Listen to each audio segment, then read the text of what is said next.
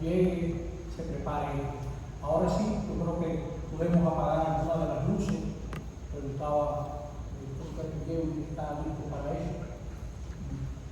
Y que también vivir en el aire, que la gente pues pasa mucho, pero también como es Navidad, a la gente le gusta, cree que es navideño, el frío. Bueno.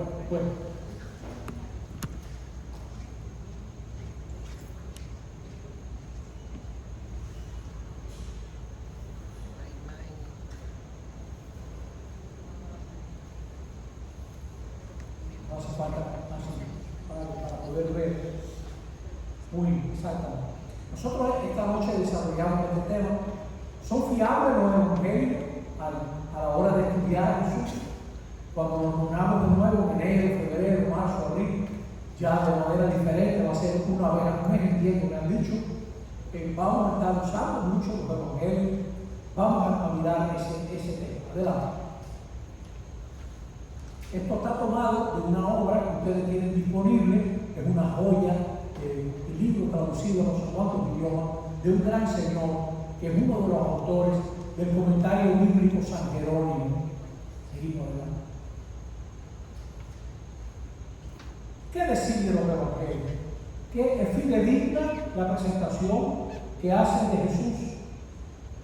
Es bueno recordar que los evangelios no son biografías, no son obras que recogen todo lo que se puede saber de una persona.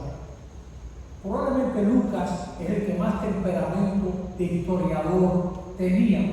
Por eso es importante que estos días usted lea los primeros 4 versos de Lucas. Y usted ahí estará tocando la seriedad de un evangelista. Los evangelios nos proporcionan algunos datos históricos sobre las circunstancias que rodearon sus palabras, su vida, sus actos. No son simples apreciaciones teológicas, ese retrato que nos comunican, no. Son interpretaciones de una vida real, de unas palabras reales y de hechos reales. O sea que los evangelios, detrás de los evangelios, hay una historia que se ha concretizado en esos relatos. Dice la pregunta: crecí leyendo vidas de Cristo. Él vivió una vida real, en cambio parece que se ven muy pocas vidas de Cristo. Bueno, tenemos muchos claros, no sabemos nada de Jesús hasta los 30 años y así. Ni siquiera sabemos qué edad tenía cuando Jesús inició su vida pública. La gente dice, Jesús murió de 33 años. Eso no lo sabe nadie, ¿no? Pero se dice, y la gente lo repite, etc. Pero hay muchas. Y entonces la gente se cree que los padres tenemos ese conocimiento, pero no lo queremos decir. No, nosotros no sabemos tampoco, porque hay gente que pone a Jesús en Cachemira, en India, hay otra gente que lo pone en Egipto, estudiando la sabiduría. Hay personas que son Rosacruces hoy en día, de esas organizaciones, que dicen que Jesús fue el primer Rosacruz, y así le ponen a Jesús con la camiseta de su equipo, lo visten. El cambio de enfoque respecto de los evangelios es referente, se debe a la crítica bíblica que ya los protestantes usaban en el siglo XIX. Es decir, ellos se dieron cuenta que los evangelios no son reportajes periodísticos, sino hay una elaboración. Pero eso no quiere decir que no haya historia de los evangelios. La Iglesia Católica, después de muchas dudas, se ha comprometido oficialmente con estos métodos históricos. La Iglesia tardó mucho en darse cuenta que esos métodos eran válidos, ¿no? Ya en 1964, la Comisión Bíblica Pontificia, los evangelios no son una crónica literal del misterio de Jesús, ni recogen unos relatos concretos simplemente porque se recordaba. No es eso. Hay una elaboración de datos en los evangelios. Pero es bueno recordar eso, porque, por ejemplo, el incidente del templo, Juan lo pone al principio, y otros evangelistas lo ponen más tarde en la vida de Jesús. No es una crónica, no es una crónica. Raymond Brown dice, concretizando más, si no son relatos literarios, si no son biografías, ¿qué son?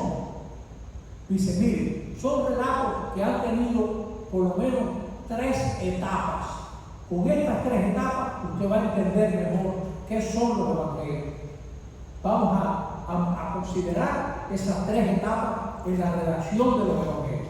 La primera, adelante, comienza en la vida pública de Jesús. Jesús realizó hechos sorprendentes y proclamó su mensaje mediante la palabra.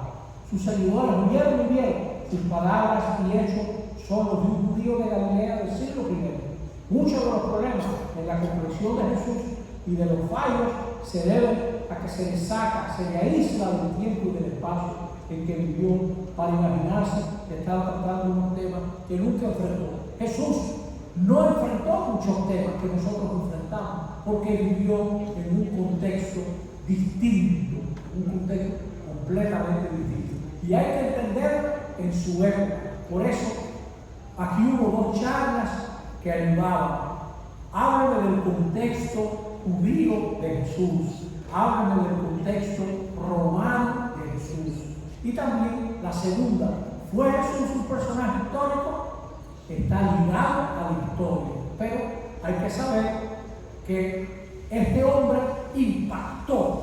Hay un protestante que se apellido Dunn, D-U-N-N, que por cierto, sus obras más importantes están gratis en internet, son pequeñas, dice Dunn. Pero lo más interesante de Jesús es que Jesús interesó. Eso es lo más interesante. Que ese hombre impactó a un grupo humano de hombres y mujeres que empezaron a guardar sus dichos, que empezaron a relatar sus hechos y empezaron a recordar y a guardar en la memoria y luego poner por escrito todos esos hechos. Jesús interesó como interesa a alguien que te impacta por su coherencia de vida, por la fuerza de su mensaje. El año que viene, aquí vamos a hablar de la autoridad de Jesús. Ese Jesús impactó. Y vamos a hablar, ¿qué decimos de los signos de Jesús? Y vamos a hablar, ¿qué decimos de lo que Jesús predicó? ¿Qué fue lo que predicó Jesús? Porque no se predicó a sí mismo. Él no se predicó a sí mismo. Él predicó algo diferente. Seguimos. Segunda etapa. La fase de la predicación. Los que han oído y visto a Jesús, los que fueron sus seguidores, han sido confirmados por la resurrección y acaban creyendo en él. Los van designando con distintos títulos, los van designando Cristo, Mesías, Señor, Salvador. Ahora cuentan lo visto y lo oído bajo la influencia de la fe, iluminan para ellos la importancia de esos acontecimientos pasados. Estamos en la segunda fase, que es la fase de Jesús predicar. Ahora sus seguidores empiezan a predicar sobre Jesús con esa nueva luz que tienen a partir de la resurrección. No le interesa informar con una objetividad sin contornos. Y lo que interesa, con el tiempo, otros testigos que no habían visto ni oído Jesús lo anuncian apoyándose en el testimonio de los testigos directos. Por ejemplo, Pablo no conoció a Jesús histórico. Hay algo misterioso que Pablo cuenta en Gálatas, primero, 1 y 2, Gálatas 1 y 2. Pablo pareciera que ha tenido una relación íntima en la oración, en su trato con Jesús, que Jesús mismo evangelizó a Pablo. Es como si es una cosa sorprendente y única, como si Pablo estuviera evangelizado por el mismo Jesús, que no depende de nadie. Y ese Pablo se atreve a decir: yo sé lo que Jesús me enseñó y no me gusta lo que están enseñando ahora a alguna gente. Lo dice la carta a los Gálatas, un pasaje muy bonito, como él directamente conoce a Jesús. Entonces, la predicación se enriquece con la adaptación a diversas audiencias pues ahora se está predicando a judíos y a gentiles, urbanos y a griegos. O sea, no solamente se enriquece lo que ellos recibieron, sino que lo enriquece para que se entienda mejor, lo que está anunciando, según el contexto al cual se está dirigiendo. Y ahora, tercera fase, la redacción propiamente dicha, la puesta por escrito. Probablemente emplearon fragmentos de tradición sobre Jesús que ya estaban escritos antes de que los evangelistas redactaran los evangelios. Una clave para entender la tercera etapa tal vez sea que ninguno de los evangelistas fue testigo ocular del ministerio de Jesús. Es así. O sea, nosotros decimos que el evangelio de Marcos, el evangelio de Juan, en realidad son nombres que se le han atribuido, pero nosotros no sabemos directamente. Hay un relato que Eusebio de Cesarea, que fue un hombre que escribió en el siglo IV, es un contemporáneo de Constantino. Constantino murió en los 330 y pico. Eusebio de Cesarea, que era obispo, tiene una obra que se llama Historia Eclesiástica, donde él cuenta que Papías de Hierápolis conoció a Juan y dice que Papías decía, dice Eusebio de Cesarea, que Papías decía que Mateo escribió un evangelio en hebreo. Nunca se ha encontrado nada de eso. Y el Mateo que nosotros tenemos ciertamente es griego, es un escrito griego, que tal vez tenga, por ejemplo, el Padre Nuestro que está relatado en Mateo. Joaquín Jeremías hizo una transposición al arameo, que es bastante lógica, pero nunca se ha encontrado eso que dijo Papías. Y Papías empieza a atribuir los evangelios, ¿no? Pero se ha perdido el escrito de Papías. Y solo sabemos lo que dijo Eusebio de Cesarea, de Papías, de Hierápolis, que parece que conoció a Juan. Tal vez habrá conocido a Policarpo, que también conoció a Juan. Pero esta frase, esta tercera etapa, es la puesta por escrito. Pero recuerden que ya hay otras dos etapas anteriores. El anuncio de Jesús, que impacta, la predicación sobre Jesús y la puesta por escrito. O sea, cuando usted lee un evangelio, usted está leyendo la tercera etapa, y que está presente la segunda y la primera, pero usted está recibiendo la tercera. Por ejemplo, si usted coge Juan 2, Mateo 21, ¿cuándo ocurre el incidente del templo? Al comienzo, según Juan, o al final, según Mateo. Cada evangelista aparece como autor de la totalidad de su evangelio, en el que da forma a la tradición, la desarrolla, la selecciona como testigo. Por ejemplo, no sé si hablo de esto, la verdad que no me acuerdo, pero Lucas presenta a Jesús caminando hacia Jerusalén y va relatando, ¿no?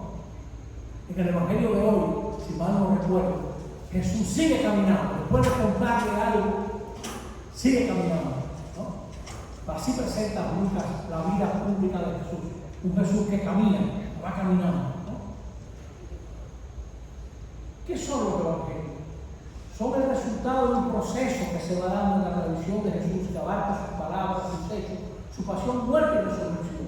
Este proceso lo organizó, montó y modeló un evangelista en el último tercio del siglo I para atender las necesidades espirituales de los lectores cristianos. Son históricos, pero no con una memoria exacta o una narración literal. ¿Por qué dice él el último tercio del siglo I? Nosotros sabemos que el evangelio más antiguo, probablemente es Marcos, se escribe cuando ya Jerusalén está destruida, y Jerusalén estaba destruida en el 70. Luego, probablemente Marcos es de esa época. Pero luego viene Mateo, Lucas, Juan.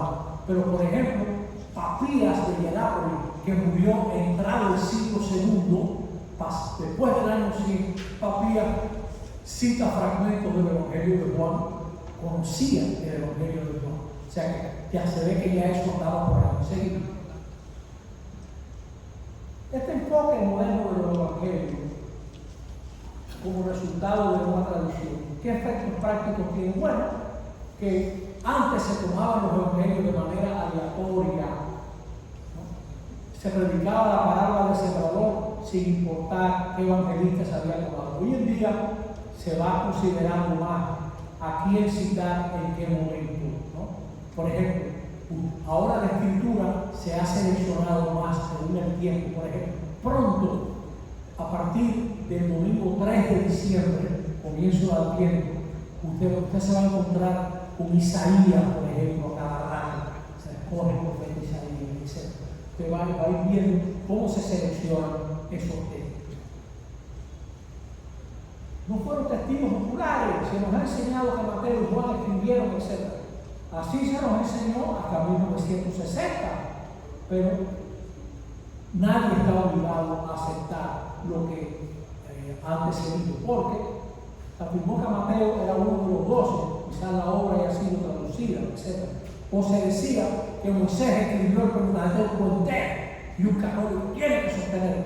Eso hoy en día, gracias a Dios, la iglesia dice: mire, si Moisés escribió no el Pentateuco, no soy yo que lo voy a decir con mi autoridad, porque la autoridad de la iglesia no hace histórico algo. No, lo histórico depende de que haya sucedido, ¿no? Probablemente Moisés no escribió el Pentateuco porque se narra su muerte.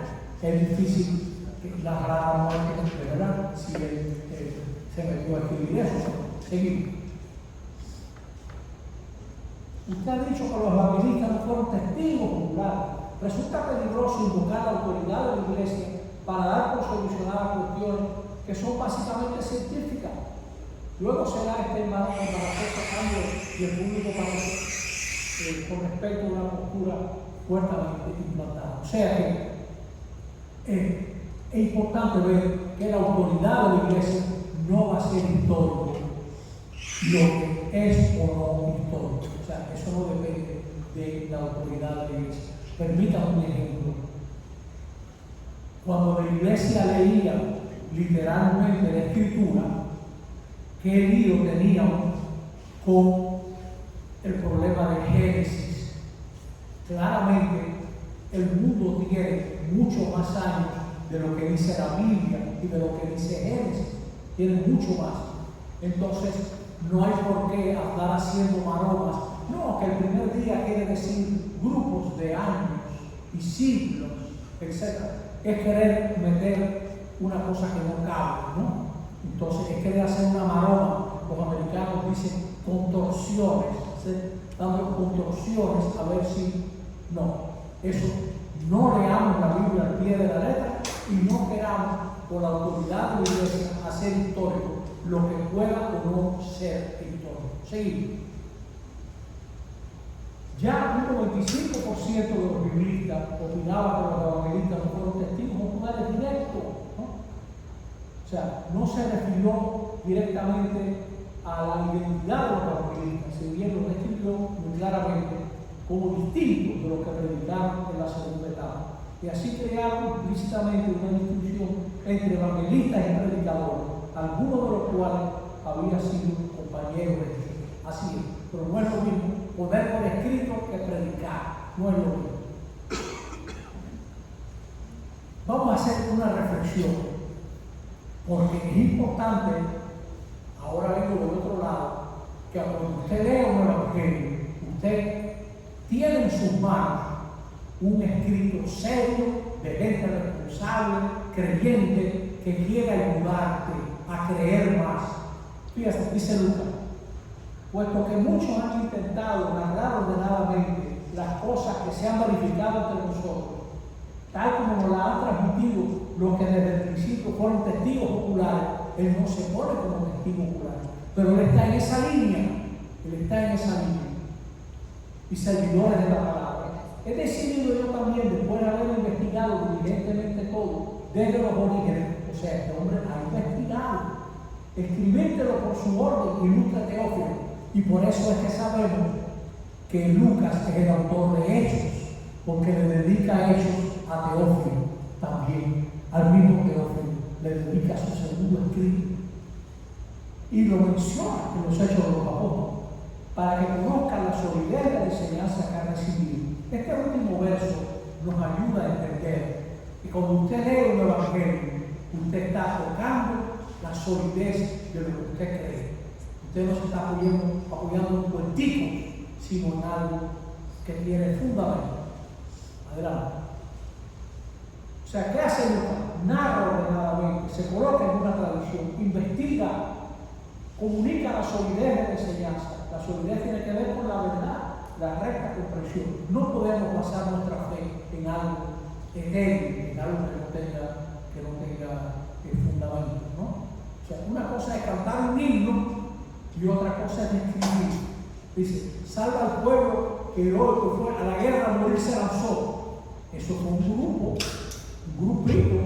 O sea, tú dices, por ejemplo, la carga de los bandurrieros, ¿no? Eso fue un grupo. Eso no es que todo el mundo salió. En el himno se canta al pueblo, pero Dios sabe que no fue poca la gente que perdió ese himno. La iglesia ha continuado usando la denominación de apóstoles y varones apostólicos para designar a los autores de los evangelios, pero no para enseñar que fueron testigos oculares, sino para recalcar la conexión entre sus obras y el testimonio apostólico. Hay una conexión directa en eso. Adelante. Antiguamente se hablaba del Evangelio según Mateo, no de Mateo. Llamar según el resultado de investigaciones de finales del siglo II, un intento por identificar a los autores de obras que carecían de identificación. Ningún evangelista se identifica en realidad. Se habla del discípulo que es Jesús amado, pero no se identifica en el Evangelio, ¿no? Hay gente que está seguro de que es Juan, etc. Bravo, si usted le interesa el tema, tiene toda una disquisición sobre eso, pero por ahí no nos vamos a meter, ¿no? Seguimos. Según la interpretación, la religión procedente de Jesús fue modificada y desarrollada en etapas anteriores a los evangelios. No nos vemos involucrados en ese mismo tipo de desarrollo siempre que aplicamos a los evangelios a nuestros días. Dice, las tres etapas llevaron a la redacción de los libros que Dios designó para la orientación de los cristianos de todos los tiempos. Redactados, los libros de la Escritura representan una etapa definitiva. O sea, los evangelios son la clave, son una clave definitiva, ¿no? Constituye la norma de la fe cristiana. Es decir, que de aquí a 1000 años los evangelios seguirán siendo la clave definitiva de los cristianos. Así es, eso no cambia. Seguimos. Nosotros leíamos el Evangelio, pero no redactamos nuestra escritura. O sea, ¿cuál es la labor del predicador? Hacer que el Evangelio te llegue, que el Evangelio toque tu corazón, que es una palabra viva, animada por el Espíritu. No se tendrán como inspirados por Dios del mismo modo que la Escritura, otros escritos. Todo proceso posterior estará determinado por los evangelios, propiamente tales como única norma y guía. Eso es algo que él repite, pero es bueno aclararlo. O sea, cuando usted, el domingo, por ejemplo, que se proclama el evangelio, nosotros aquí a veces debiéramos darle más carácter al entrar en la iglesia. Se pudiera entrar con el libro en alto de los evangelios, por ejemplo, pudiera ser para que se vea que la importancia que tiene el evangelio. Bueno, la gente se da cuenta porque en el evangelio todos nos ponemos de pie, porque sabemos que nos estamos encontrando con la palabra y los hechos de Jesús de Nazaret. Por eso es que nos ponemos adelante. Esta es una comparación que nos puede ayudar mucho. Del lado izquierdo está la gente que se cree que los evangelios es como un reportaje de Alicia Ortega, algo biográfico, ¿no? Un reportaje directo. La cámara filmando, aquí está CNN filmando, no es eso. Y del otro lado está la interpretación que reconoce que en cada evangelio hay un proceso. En cada evangelio hay un proceso. La gente de la interpretación biográfica piensa que los evangelios transmiten palabra por palabra todo lo que Jesús hizo y dijo. Palabra por palabra. No se produjo ningún cambio desde su tiempo al de los evangelistas. Hoy en el evangelio de hoy sale un señor que mete la onza de oro en un pañuelo. Y ya, hay gente que tiene ese approach, ¿no? Yo lo guardo y no cambia nada, permiso. Entonces, del otro lado, en los evangelios se da un desarrollo, una modificación, una selección durante el proceso de redacción. O sea que hay un trabajo del evangelista y ha habido antes un trabajo de los predicadores. Adelante. La gente de la interpretación biográfica piensa que la función de la predicación es conservar, repetir. Por eso a veces nosotros los curas no llegamos a la gente, porque no estamos adaptando, no estamos predicando, estamos repitiendo. Y eso no llega. Ese es el hombre del pañuelo, con la onza de oro. Cada etapa de interpretación que reconoce el proceso presta su propia contribución porque responde con honestidad a nuevos desafíos a partir del mensaje original. O sea, no hacemos nada recordando a Herodes atrás, si no nos damos cuenta que Herodes también hoy sigue matando inocentes de muchas maneras. Herodes está suelto. No le hacemos un gran favor a Herodes, sino que Herodes es un recuerdo que se quedó allá atrás. Herodes anda suelto hoy en día, sí señor. Y hoy en día también hay estrellas que guían a la gente, sí señor. Y hoy en día hay gente que no cree en nada y nos dan lecciones a los que creemos. Son mejores que nosotros muchas veces. Adelante. La interpretación biográfica fomenta un cristianismo de simple e inmutable conservación. No, pero espérate. O sea, mantengamos esto. Por ejemplo, voy a poner un ejemplo. La antigüedad y toda la Edad Media, el sistema fue monárquico. Había un rey y la iglesia era amiga de los reyes. Y en el siglo XVI y el XVII y el XVIII, hasta la Revolución Francesa, todos los sistemas europeos eran monárquicos. Y de pronto surge un sistema republicano y hubo obispos que dijeron: todo católico tiene que ser monárquico, todo católico tiene que ser monárquico. Eso no puede cambiar, eso es un disparate, porque la fe no está ligada a ningún sistema político. O sea que esta gente de la simple conservación, ¿no? O también los comunistas fueron los que fomentaron que los obreros se unieran. Y la gente se creía que todo el que fomenta y que los obreros se unan es comunista. Eso es falso. Eso es falso. Los obreros tenían que unirse, porque ¿cómo van a luchar contra un empresariado unido si no están unidos ellos para defender sus intereses? Y cuando León XIII dice en la Reunión Global, el 15 de mayo de 1891, únanse mis hijos, únanse obreros.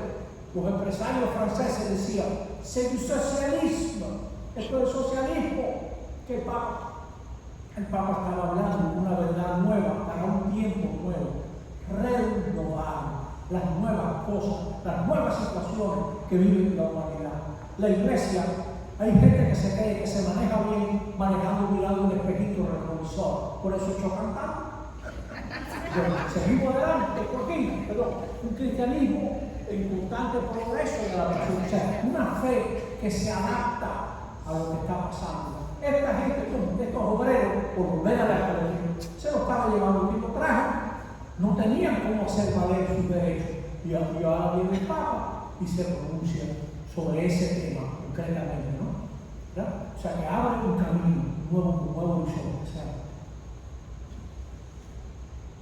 la interpretación biográfica ve el cambio como amenaza y interfiere en la conservación, incluso en la manera de conservar la tradición. Se cree que esa es la única manera. En cambio, del otro lado, ve el cambio como una oportunidad para interpretar y comprender el mensaje de Jesús y sus implicaciones. ¿Cuánto tiempo tardamos en poder tocar un bombón, una tumbadora, un palo en una iglesia? ¿Cuánto tiempo, Dios mío?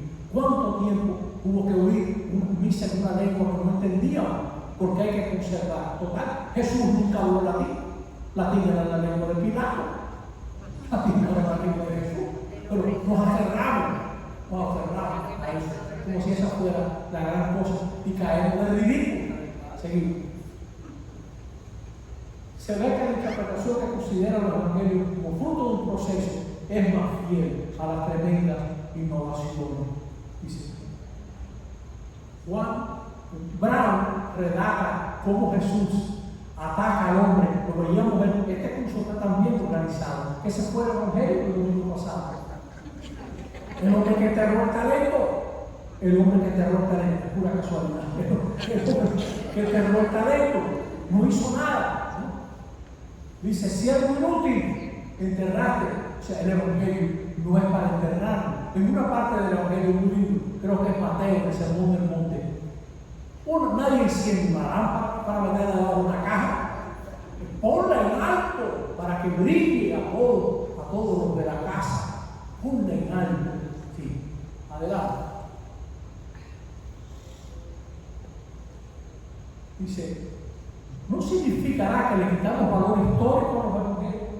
Son históricos porque surgen y confieren básicamente a la tradición de lo que Jesús dijo o de Jesús. No se trata de narraciones literales, es verdad. No son informaciones como un periódico, pero la Pontificia Comisión Bíblica afirmaba sobre la relación entre historia y tradición. La veracidad del relato no se ve afectada por el hecho de que los evangelistas relaten las palabras y los hechos del Señor un orden distinto y no expresen sus palabras literalmente. Le voy a poner un ejemplo. Cuando usted llegue a su casa hoy o mañana, coja el capítulo 13 de Mateo. ¿Usted se imagina a Jesús diciendo estas parábolas una detrás de la otra? Claro que no. Mateo la reunió ahí, ¿no? Eso no es una grabación, pero a ver, cópiate ahí, vamos a poner la grabación de todas estas parábolas de Jesús, la del sembrador, la del tesoro, la perla, etc. Eso es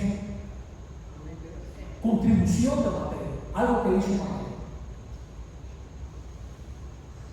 ¿Por qué esto es así? La doctrina y la vida de Jesús no se contaron simplemente para que fueran recordadas, sino para que fueran predicadas, a fin de ofrecer a la iglesia una base para la puesta en práctica de la fe y de la moral.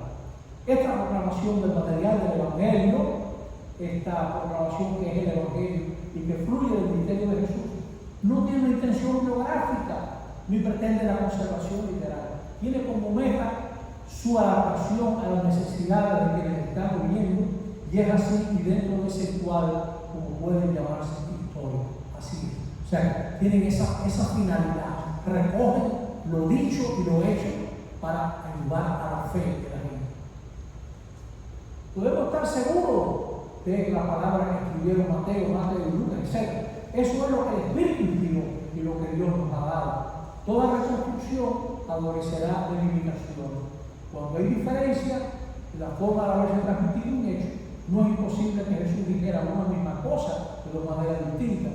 Pero la explicación normal sería que a 30 o 50 años de la muerte de Jesús, sus dichos habrían experimentado algunas variaciones. Así es. Eso es evidente. Por ejemplo, compare cómo Lucas narra la parábola de la onza de oro y Mateo acerca de la parábola de los talentos. Un ejemplo de esto es una enseñanza polivalente. Un diamante tiene muchas facetas, muchas caras, el mismo diamante. Adelante. Cuando Jesús hablaba, muchos no lo comprendían o no creían. Lo que tenemos es la tradición desarrollada, presentada en los 4 evangelios, un mensaje que surge de la fe y que se adapta para provocar la adhesión de una audiencia que lo pueda comprender, Sí. Lo que el Espíritu Santo inspiró no fue una descripción literal, palabra por palabra, de todas y cada una de ellas, ¿no? Sino la elaboración de una tradición en desarrollo. La simple repetición no producirá necesariamente la fe.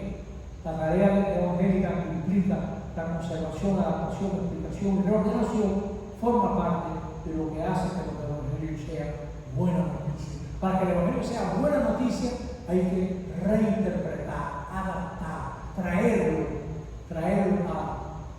a nuestros días, Mira, no es lo mismo. Yo hice la prueba aquí en la universidad, leer el evangelio. Un hombre dio una fiesta, invitó a la gente, etc. Y muchos dijeron que no, porque sí. Y yo hice la prueba con los muchachos. Y yo le dije, ¿has tenido alguna experiencia donde el cariño hacia un muchacho cambia completamente tus planes? Y uno relataba esta historia. Nos pusimos en sintonía con un grupo de compañeros. Fulano está pasando por las Américas y va a estar 2 horas en las Américas. Era un compañero que era un expediente en ese grupo. Se reían con él, era un hombre más querido del grupo. Y resulta que estaba pasando por las Américas. Arrancaron para allá todo un grupo. Cambiaron todos sus planes, dejaron todo por ir a ver a Fulano. Jesús dice, un hombre dio una fiesta. La buena noticia te obliga a comprarlo, pero no que compré un campo. Eso, ven para acá, un hombre dio una fiesta. Esa es la buena noticia. Empezamos a entender cómo es una noticia que nos cambia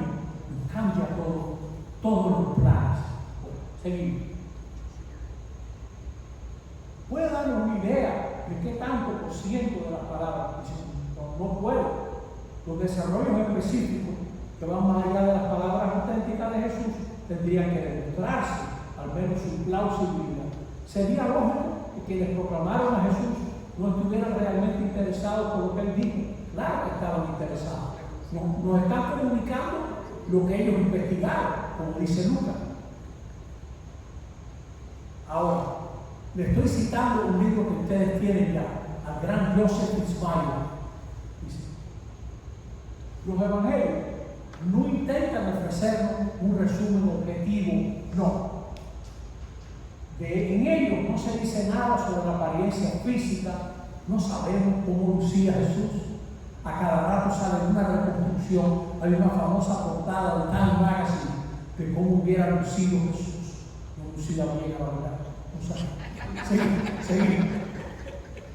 Tercero, al estar compuesto al menos una generación después de su muerte, los evangelios canónicos, los evangelios normativos, no pueden considerarse como pruebas de primera mano sobre su conciencia. No es una grabación magnetofónica, ni siquiera los discursos de Juan.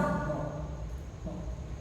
Mira, más fácil sería psicoanalizar a Pablo a partir de las Escrituras, por ejemplo, el capítulo 3 de Filipenses, por ejemplo. Ahí hay todo un relato, el capítulo 3 de Filipenses. Por cierto, vale la pena leerlo, porque usted ve a una persona narrando su vida, narrando su vida ante Jesús, el impacto de Jesús en su vida. Algo similar pasa en Gálatas 1 y 2 también. Quinto, lo único que se nos dice de Cristo, que Cristo escribió, es lo que sale escribiendo ahí en Juan 8, cuando le van a tirar piedras a la mujer, y se estaba escribiendo en el piso. Seguimos. Esto tal vez sea de las partes que más le puede ayudar a todos nosotros. Son 2 puntitos. ¿Cómo yo puedo estar seguro de que estoy tocando una enseñanza de Jesús? Primero, lo que no proceda claramente del Antiguo Testamento o de la enseñanza judía de la época, por ejemplo. Estoy leyendo en el Evangelio de Lucas, capítulo 13, que Jesús curaba en sábado. El sábado era tan sagrado que romperlo va contracorriente contra todo el Antiguo Testamento, contra la época de Jesús. Así es. Es algo que choca completamente. ¿Qué quiere decir eso? Que Jesús rompió el sábado. No le quepa duda. Eso no lo inventa un judío. No lo inventaron los evangelistas. Jesús rompía el sábado. Sin duda. Rompía, lo vamos a ver en un momento, porque tenía un sentido mucho más profundo del sábado que la gente que lo criticaba por no respetar el descanso, porque el sábado no solo significa descanso, sino también liberación. El sábado no solo recuerda que Dios descansó, Génesis, el sábado también recuerda que Dios liberó, Éxodo, también lo recuerda. ¿Sí? Ve, lo que no refleja las preocupaciones de la primitiva iglesia o algo posterior en la relación con ciertas controversias, debates o problemas de casuística, debería atribuirse a Jesús. No por eso representa la última palabra. Así, en caso en que vemos que esto va más allá de la preocupación de la iglesia, muy probablemente entonces este es Jesús. Seguimos. Ninguno de los documentos dogmáticos eclesiásticos que se ocupan de la inspiración bíblica o las discusiones de teólogos que se han interesado en explicar esta enseñanza ha jamás sostenido que un efecto formal y necesario de la inspiración sea la historicidad. Que yo te inspire no es lo hace histórico para nada, para nada. La inspiración bíblica no fabrica, no convierte en historia lo que no es historia, para nada. Para nada, o sea que va por otro lado, ayuda nuestra fe, motiva nuestra fe, pero no por eso es histórico, una narración. ¿Sí? La garantía que esta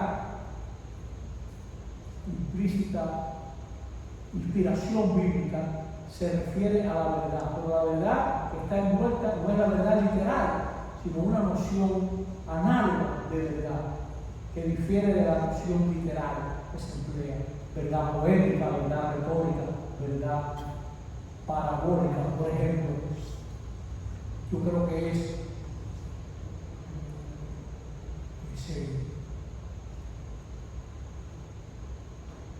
no necesariamente el poeta se está refiriendo a que una mujer es de piedra. Lo que está diciendo es que no responde a toda esta pretensión que él tiene. Un poeta que dice, oh, más dura que el mármol a mis quejas. Más dura que el mármol a mis quejas. Esta mujer no era de mármol, es una palabra que está usada. Pero oigan, qué bien usada. Le toca bien, le toca bien. Y así usábamos un ejemplo el otro día, ¿no? Aquí este pueblo tiene expresiones gráficas lindísimas para hablar de un político o de un tipo con quien no se puede hacer negocio. Dice, ese hombre es un culero. Qué bien dicho está, ¿no? O recientemente diría yo, un banquero nombrando un cheque todo, que la gente lo mira y dice, o sea, son expresiones, son licencias poéticas. Seguimos. El fundamentalismo no respeta la enseñanza de la Sagrada Escritura. Porque el fundamentalista necesita leer todo al pie de la letra. Para el fundamentalista, Dios es un tirano. Y el ser humano solo tiene que descubrir lo que el Señor ha decidido para ponerlo en práctica. Solo tiene que decidir eso. A la mujer y al hombre solo le toca aplicar lo que está expresado total, definitiva y completamente en la Escritura. O sea, y por eso la gente se forma los líos que se forman, ¿no? Al tomar la Escritura al pie de la letra. Y ya la Escritura tiene la solución a cada pregunta. Cada vez que hay una crisis internacional, sale un fundamentalista en televisión. Aquí está el Apocalipsis, aquí lo tengo, lo que va a pasar. Y luego sale el otro con el libro de Daniel, mírelo aquí. Es que está los animales que representan, Señor. No queramos buscar un sentido que no está, no está en eso, seguimos.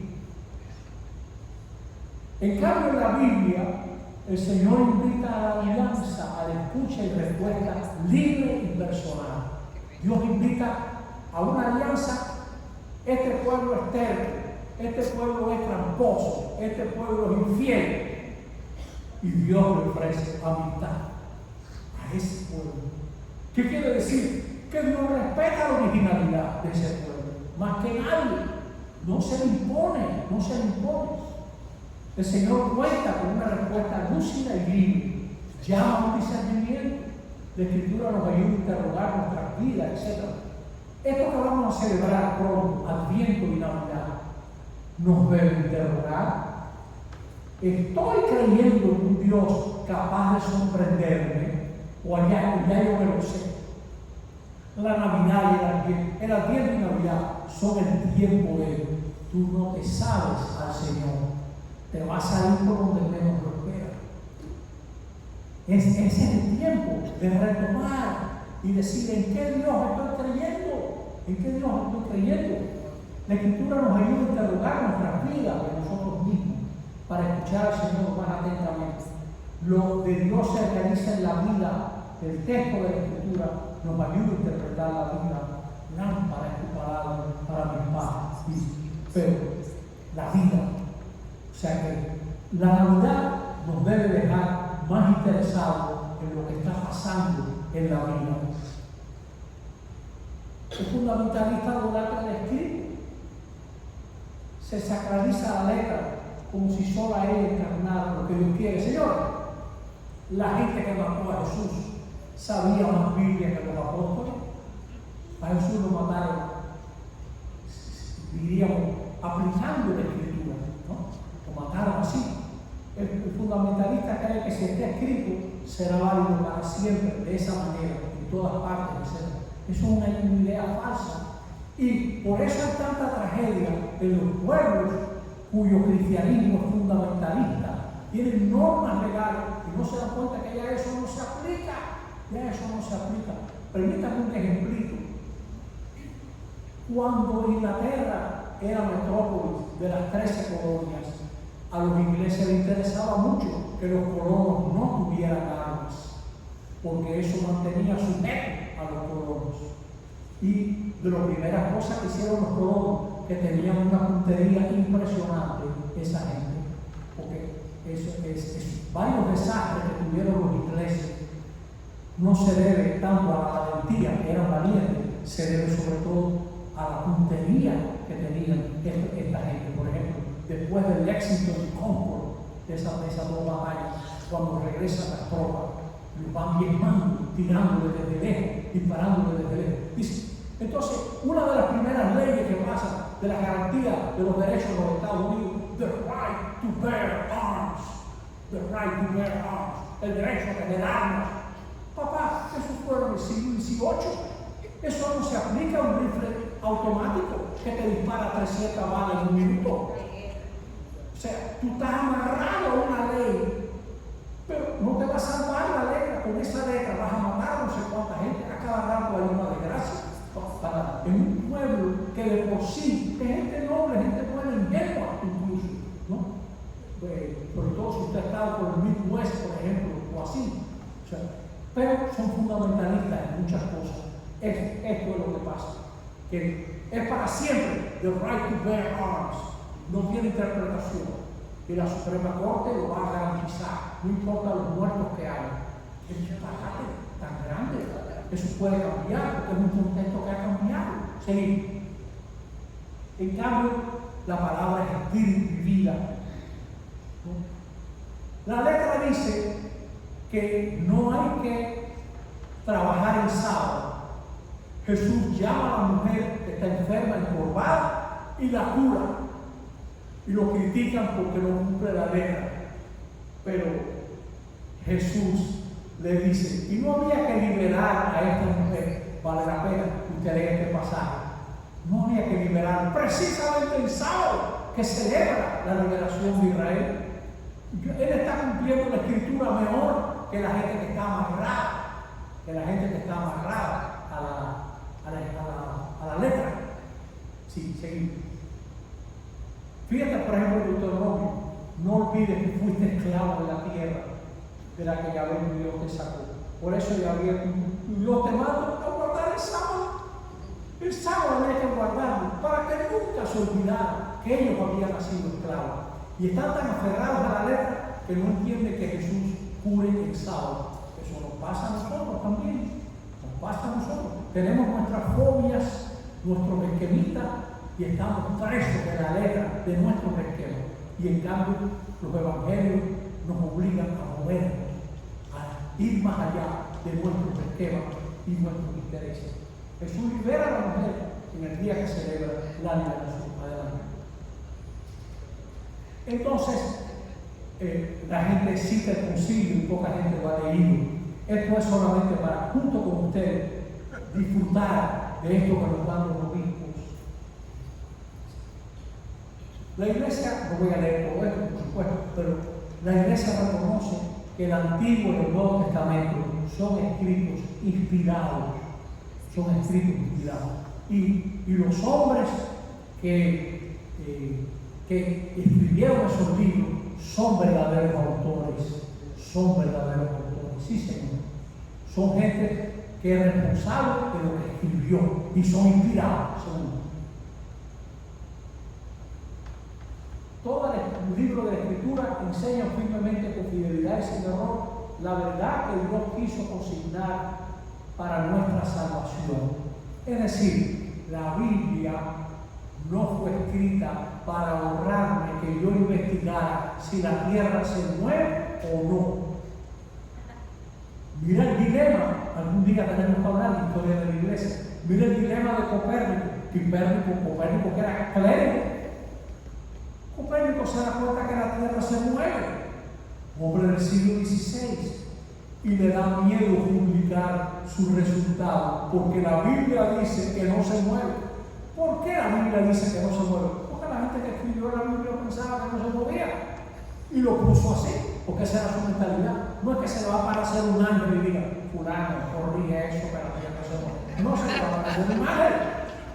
No le va a decir, fulano, Dios no es así. En el Éxodo está que yo soy Yahvé, que castigo la culpa de los padres, de los hijos y de los hijos. Esa es la justicia beduina, eso es la justicia de su pueblo. ¿Usted se cree que Dios es así? El padre del hijo pródigo es así. Para nada, eso está en la Biblia, pero tienes que interpretarlo, tienes que entender de qué se trata, porque la verdad de la Biblia no es para que yo diga la tierra no se mueve y la tierra es el centro del sistema planetario que conocemos. Copérnico se daba cuenta que era el sol y Copérnico no se atrevía a publicar. Le llevaron el escrito de sus escritos acerca de las órbitas de los cuerpos celestes, creo que fue en 1543 por ahí. En el hecho de muerte le llevaron el libro que él dedicó por si acaso al Papa Pablo III, con un prólogo que escribió un protestante, Andrea Osiander, que dice, Copérnico dice cosas aquí como si fuera una hipótesis, pero él no creía eso. Claro que sí que lo creía. Creía que la Tierra se movía y lo podía mostrar, y sabía que el Sol era el centro de este sistema nuestro planetario. Él lo sabía y lo podía probar. Pero como la Biblia dice que la Tierra es el centro, esa no es la verdad de la Biblia. Esa no es la verdad. ¿Cuánta gente hay que se aferra a esa letra? Seguimos. Y lo mismo, Dios habla de manera humana. Por eso hay que investigar cuál es el género literario. Si usted toma el libro de Jonás como si fuera un libro de zoología, usted va a salir a buscar el peje que se tragó a Jonás. Usted lo va a salir a buscar.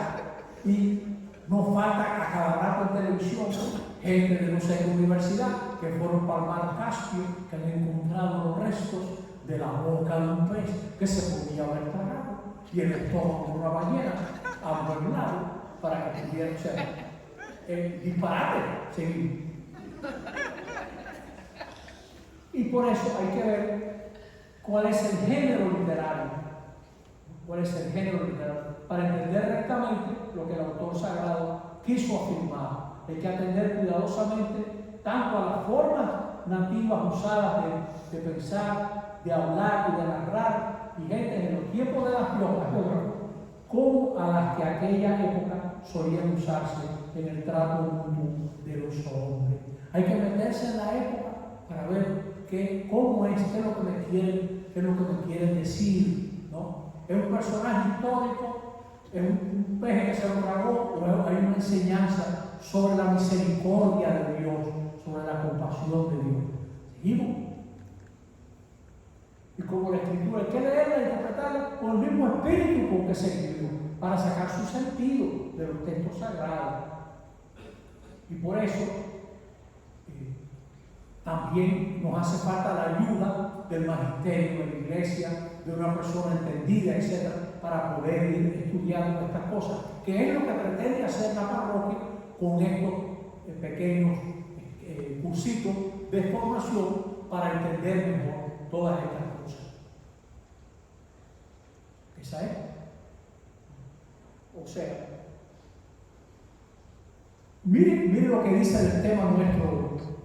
Los 4 evangelios tienen origen apostólico, sí señor, se remontan a esos hombres, ¿no? Pero no quiere decir que lo escribieron ellos. Adelante. Dice, fíjate los evangelistas, que los 4 referidos evangelios, cuya historicidad afirma sin vacilar, comunican fielmente lo que Jesús, Hijo de Dios, viviendo entre los hombres, hizo y enseñó realmente para salvación de ellos, hasta el día que fue levantado por el apóstol, etc.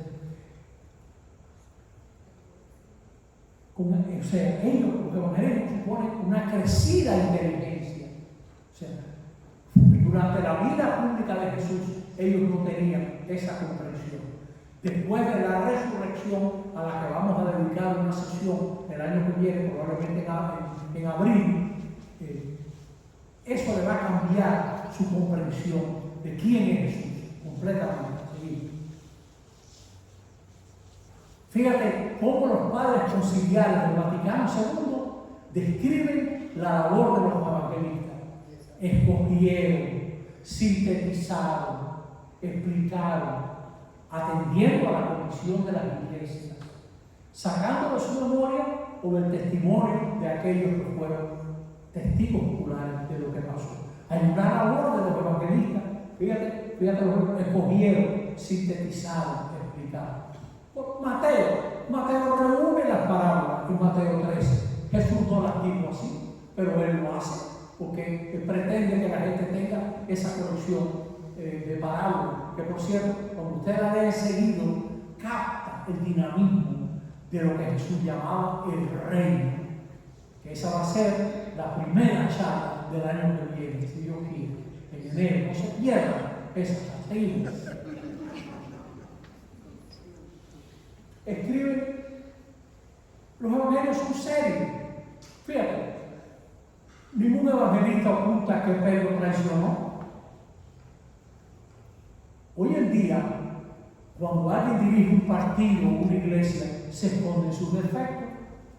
Los evangelios, Pedro negó la falta de fe de mucha gente, que los discípulos lo abandonaron, que Jesús ignoraba algunos aspectos, que murió sintiéndose abandonado. En marzo probablemente dediquemos una reunión a la muerte de Jesús. ¿Cómo entender la muerte de Jesús?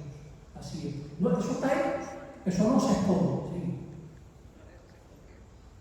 Si los evangelios no son otra cosa que una invención de la iglesia, no es fácil que hubieran durado tantas persecuciones. Es en base a los evangelios que la gente se jugó la vida por Jesús. Para quien tenga un corazón abierto, los evangelios le permiten encontrar a Jesús de Nazaret. No son historias profesionales, pero tienen un gran respeto por lo que sucedió. Se centran alrededor de los últimos días de Jesús y de sus padecimientos. En estos tiempos, como ahora, no luce bien presentar al fundador de un movimiento y decir que murió ajusticiado, desnudo entre dos salteadores, burlados, abandonados por sus discípulos y amigos. Eso está en los evangelios, seguimos. Pues bien, asimismo, nos hablan los evangelios de la muerte de Jesús. Eso es lo que nos presenta, es como si nos dijera, esto fue lo que nos movió a creer a nosotros. Tal vez los mueva a ustedes. Nosotros, con esta reunión, hemos presentado, decir, sí Señor, los evangelios son fiables a la hora de estudiar y de creer en Jesús. En sus obras y palabras, narradas por los evangelios, nos sale del bueno una persona en la que se puede creer. Creo que esa es la última. Por su atención, muchas gracias.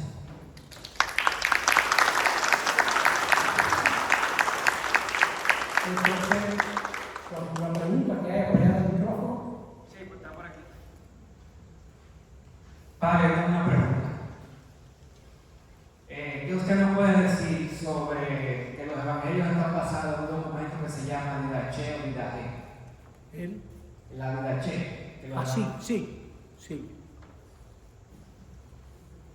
Mira, eso es un documento precioso. Es la Didache, está gratis en internet. Es un documento probablemente del siglo II, entrado al siglo II de la iglesia.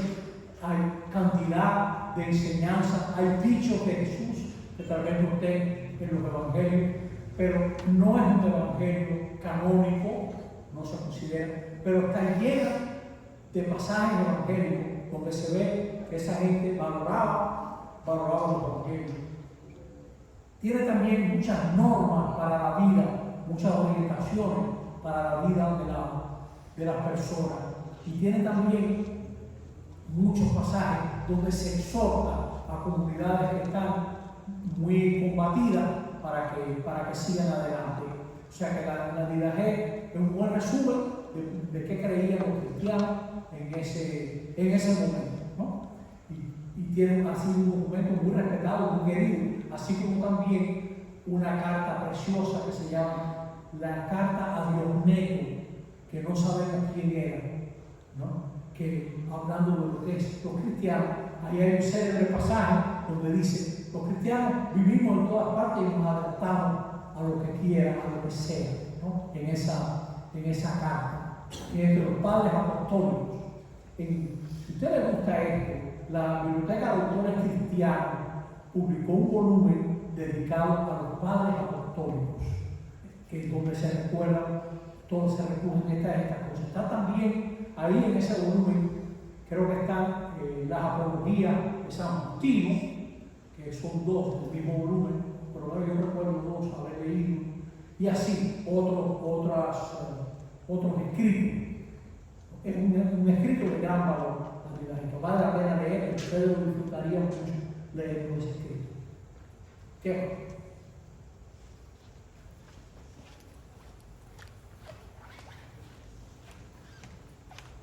Simplemente en ese mismo tenor se han cogido 4 evangelistas, pero se dice que hay muchos que escribieron acerca de Jesús. Repite para yo poder ver. Que hay, se lee la Biblia 4 evangelios, pero se dice que hay muchos evangelios y hay muchos. ¿Por qué escogieron 4? ¿Qué concilio hace que los... ¿Qué concilio hace que esos dos fueran los 4? Antes de que hubiera concilio, el primer concilio en Nicea 325, antes de que hubiera concilio, ya la iglesia rechaza una serie de evangelios. ¿Por qué? Primero son maravillosistas, o sea, son evangelios que pretenden presentar un Jesús mágico, Jesús que le hace crecer las orejas a un niño que no le cae bien en la escuela, ¿no? Jesús que hace pajaritos de barro, sopla y vuela. No es un maravillosista. María va caminando para Egipto y las palmeras se agachan para que María recoja lápices, etc. ¿no? Sí, la iglesia lo rechaza por lo maravillosista. También lo rechaza porque defienden un Jesús que tiene mensajes secretos para sus seguidores. Son gnósticos. Es decir, lo que salva no es el mensaje de Jesús, sino un conocimiento secreto que Jesús transmitió a una gente.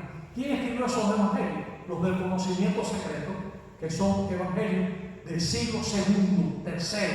La iglesia lo rechazó todo. Y hay algunos que probablemente tengan frases de Jesús, como el evangelio de Tomás, ¿no? Que probablemente tenga alguna palabrita que sea de Jesús. Pero en general, ese y otros evangelios presentan a Jesús como un maestro que tenía enseñanzas secretas, porque esa tendencia estuvo muy de moda en el siglo II. Es como si en un tiempo en que se patinaba mucho aquí en la República Dominicana, presenten a Juan Pablo Duarte patinando. No patinando. O sea, y entonces ellos presentan a Jesús patinando, ¿no? Y le dicen, no señor, Jesús no patinaba, salte de ahí, ¿no? Pero no hizo falta consigo. En el Código Da Vinci, Dan Brown dice un disparate muy malvado. Dice que la iglesia en Nicea mandó a recoger todos los evangelios que negaran que Jesús era un humano como nosotros. Al contrario, la iglesia de la primera herejía que la iglesia compartió es lo que negaban que Jesús fuera humano, que eran los docenas. O sea que ahí se quedó el amigo Dan Brown en eso. Y segundo, la iglesia no tuvo que esperar hasta el siglo IV. ¿Quién decide eso? La fe misma de la gente. Si una gente canta mal, ¿tú te das cuenta enseguida? Está al lado tuyo. No, todavía no discutir que maltrata a esta persona. No hace falta un concilio para eso. O sea, tú te das cuenta, esa gente desafina. Tú coges, por ejemplo, la primera carta de Juan. Ya tú te das cuenta que hay gente que niega que Jesús tuvo un cuerpo, que sufrió, que la sangre cuenta, que no aceptan en el fondo que Jesús venga de la parte de Dios. Y por eso ya en la primera carta de Juan, que probablemente esté cerca del año 100, el autor de esa carta, pensando que tiene mucho que ver con el apóstol Juan, dice: ¿quién es el que mantiene la verdad? El que cree que Jesús vino de parte del Padre, no solo con el alma, sino con la sangre, o sea, que pasó por todas esas cosas, ¿no? Entonces, ellos tenían ese sentir que da el estar en una tradición de saber lo que es. Voy a poner un ejemplo. Se da mucho en los Estados Unidos, en comunidades dominicanas, de muchachitos y muchachitas que jamás han pisado este país, pero todos bailan merengue muy bien. ¿Por qué? Porque sus padres y sus abuelos, para ellos bailar merengue es una actividad que los conecta con la tierra que dejaron. Esa gente baila que se acabó. Tremendo. ¿Qué sucede? Que a veces en esa fiesta van americanos y americanas que han aprendido merengue en academias de baile. Entonces, ellos se la cuentan enseguida. ¿Quién es y quién no es? Porque les falta esa gracia que usted o la tiene o no la tiene. Por eso esta gente sabía muy bien. Eso, ¿se entiende? No hace falta un concilio para eso. Tú el sentir de la fe. Sentir de la fe. Y así con otras cosas más importantes. No voy a poner un ejemplo. A ver, estoy hablando mucho. Mira, cuando la iglesia tuvo ya una situación de poder, ya el tiempo de la carta de Santiago, por ejemplo, se le mete en la iglesia las costumbres de la sociedad. En la sociedad, al que tiene dinero, o una profesión, o una función pública respetable, le dan el mejor asiento y van echando para un lado a la otra gente. Y Santiago dice en su carta: oye, cuando hagan reuniones, no hagan eso. Jesús no va por ahí.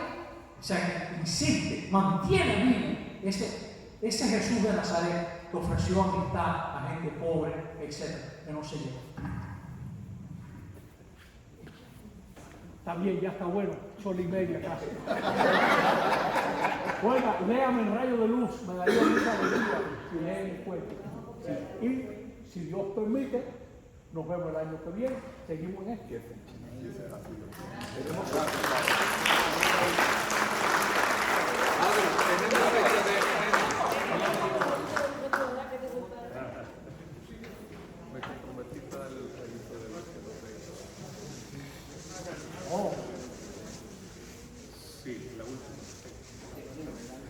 Hoy llevan en la Paulina. Mira, permíteme. En la Paulina venden un librito de cuentos de Navidad que apoya una biblioteca popular, que es la biblioteca Bono, en el barrio María Auxiliadora. Ese librito se llama A Belén para amar y servir, cuentos de Navidad para niñas y niños de todos los tamaños. A Belén para amar y servir. Si pudieran gustarle ese libro y así apoyan esa biblioteca, sí, que es muy interesante. Ya esto fue hace casi 22 años ese libro salió y se ha vendido bien. Le puede gustar. Se lee con gusto. A Belén para amar y servir. Dos pequeños comentarios, hermanos, antes de retirarnos. Uno, el material de catequesis para las comunidades está en el código QR, en el mismo código QR que hemos venido escaneando desde el inicio, para 2 semanas. Y número 2, el próximo encuentro con el Padre Maza es el último miércoles de enero. Y allí viene mi querida esposa que me puede decir el último miércoles de enero para la siguiente reunión de catequistas cuando tendremos al Padre Maza. Fecha, ¿no? 24. 24 de enero. O el 31. 31 o 24. Ella es la que tiene el super calendario. El último miércoles.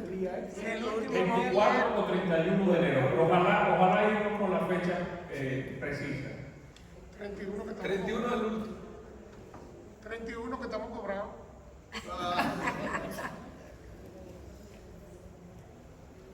Con San Juan Bosco. Exacto. Está ya calendarizado, de hecho, por eso no quiero errar en la fecha. Día de San Bueno, Juan. ya lo dirán. El día de la juventud. Día de la Juventud. Podemos venir entonces. Nos avisamos. Centro Jóvenes. Venimos todos los que tenemos juventud comunal. Muchas gracias por su interés. Muy bien. Gracias a usted por dedicarnos su tiempo. 24 de enero. Miércoles 24 de enero, próxima reunión de catequistas con nuestro querido Padre Maza, Dios mediante. La víspera de la conversión de San Pablo. Creo que el 25 es la conversión de San Pablo. Creo. Pues feliz noche, hermanos. Dios los bendiga. Gracias por su compañía. Feliz Con Navidad. muchísimas herramientas nos damos para mejor interpretar, servir y gustar los evangelios y la palabra de Dios. Dios los bendiga.